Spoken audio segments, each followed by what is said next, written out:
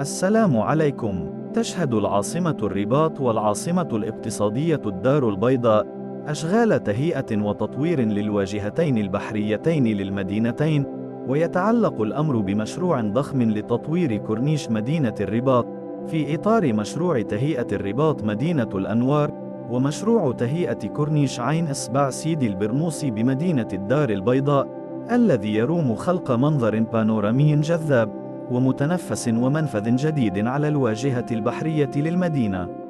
في هذا الفيديو سنتعرف على تفاصيل هذين المشروعين الضخمين.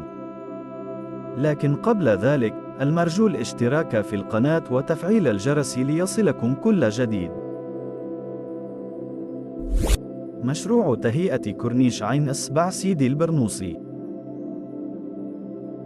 شكل جديد وكورنيش عالمي، هكذا ستبدو الدار البيضاء بعد حوالي 1.5 سنة من الآن، بعد اكتمال أشغال تهيئة الشريط الساحلي عين إصبع زناتة.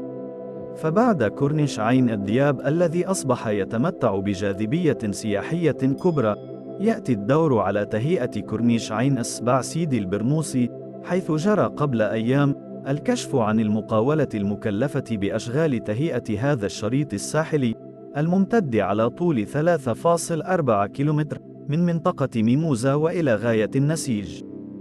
وحسب المعطيات المتوفرة، فإن شركة ابن لحلو وإخوانه فازت بصفقة تهيئة كورنيش عين إصبع بكلفة مالية وصلت إلى 69.8 مليون درهم، إذ جرى تحديد مدة 18 شهرا من أجل انتهاء الأشغال. وجرى اختيار مقاولة ابن لحلو بعد منافسة مع نظيرتها جيتك ماروك، حيث تقدمت الأولى بالعرض الأقل تكلفة في حدود 69.8 مليون درهم، فيما قدمت الثانية عرضا ماليا بلغ 71.6 مليون درهم. وكانت شركة التنمية المحلية الدار البيضاء للتهيئة قد أطلقت طلب عروض خاص بتهيئة كورنيش عين إصبع سيدي البرنوصي على طول 3.4 كيلومتر، حيث ستساهم فيه جماعة الدار البيضاء بمبلغ 100 مليون درهم، بينما ستتكلف المديرية العامة للجماعات المحلية بالبقية. هذا المشروع الضخم يهدف إلى خلق منظر بانورامي جذاب يليق بالمنطقة، ويضم تهيئة فضاءات للاسترخاء وأماكن للنزهة وممارسة الرياضة في الهواء الطلق، وسهولة ولوج الشاطئ للعموم كما للأشخاص في وضعيات خاصة، على غرار أعمال التهيئة المنجزة بكورنيش عين الدياب. وسيتضمن كورنيش عين إصبع العديد من المرافق الترفيهية والمساحات الخضراء وملاعب القرب الرياضية ومتنزهات طبيعية ومسارات لهواة المشي والدراجات العادية وفضاءات تجارية كبرى ومطاعم ومقاهي ومحلات ماركات عالمية وغيرها. كما تم تصميم الكورنيش وفق منظور إيكولوجي يأخذ بعين الاعتبار البعد المستدام، حيث تم وضع شروط استعمال مواد خام صديقة للبيئة وملائمة للمناخ الساحلي دون الحاجة للصيانة الدائمة.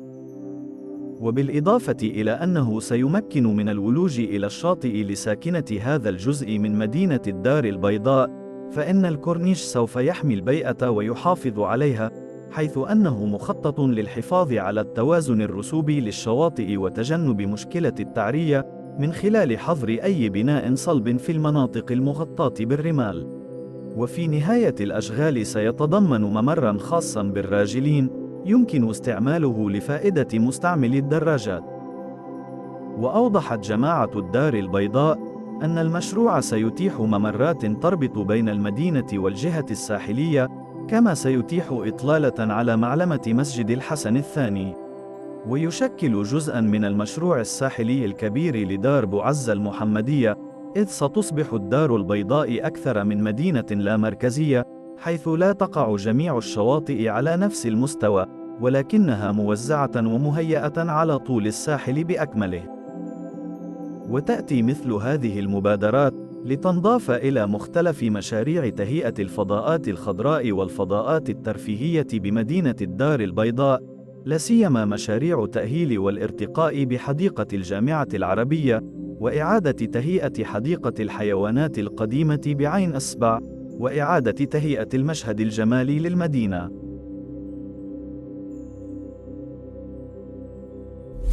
مشروع تهيئة كورنيش الرباط. بعدما ظلت مدينة الرباط لعقود من الزمن تدير ظهرها لشاطئها على المحيط الأطلسي في عزلة غير مقصودة، انخرطت المدينة في عدد من الأوراش التنموية المهيكلة التي ستجعل منها عاصمة الأنوار وترقى بها إلى مصاف العواصم العالمية. فعلى امتداد 13 كيلومترا من الأوداية إلى شاطئ الهرهورة بعمالة الصخيرات، تشهد الواجهة البحرية لمدينة الرباط أشغال تهيئة كورنيش المدينة الذي يدخل ضمن مشروع تهيئة ضفتي أبي رقراق على مساحة تقدر ب330 هكتارا، وهو مشروع سياحي وترفيهي للمدينة يضم أيضا مناطق سكنية وسياحية. وفي هذا الإطار قدمت شركة الهندسة المعمارية أورانج أطولي أواخر السنة الماضية مشروع تهيئة المنطقة الأولى من كورنيش مدينة الرباط الذي يندرج في إطار الرؤية التنموية لعاصمة المملكة. ويتضمن هذا المشروع الذي يمتد على مساحة إجمالية تبلغ 3200 متر مربع، والذي بلغ مراحله الأخيرة سلسلة من الخدمات المخصصة بالأساس للمطاعم فوق مساحة شاسعة توفر في شكل منحنى إطلالة على الساحل وسور القصبة ومنارة الرباط. كما يوفر هذا المشروع العديد من الأنشطة البحرية كركوب الأمواج وقوارب الكاياك، بالإضافة إلى المرافق الصحية وفضاءات أخرى.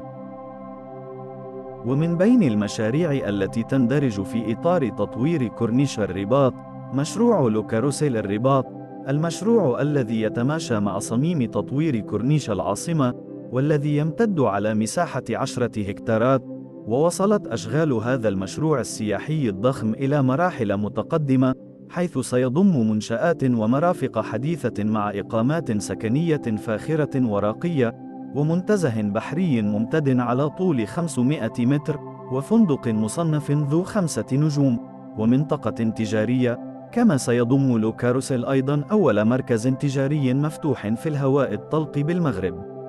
فعلى مساحة تزيد عن 100,000 متر مربع، يوفر التصميم الشمولي للوكاروسيل مجموعة من الخدمات والمرافق العالية الجودة والمطابقة للمعايير الدولية. ويشمل المشروع أول مركز تجاري في الهواء الطلق بالمغرب، يمتد على مساحة 30,000 متر مربع من المحلات التجارية ومنافذ البيع وامتيازات عالمية ومحلية، كما يشكل مزيجاً من التجارب المتجددة في المطاعم والترفيه. زيادة على ذلك، سوف يضم المشروع ممشى بحري يستجيب لمعايير الجودة، وفندق فخم لرجال الأعمال على الواجهة البحرية.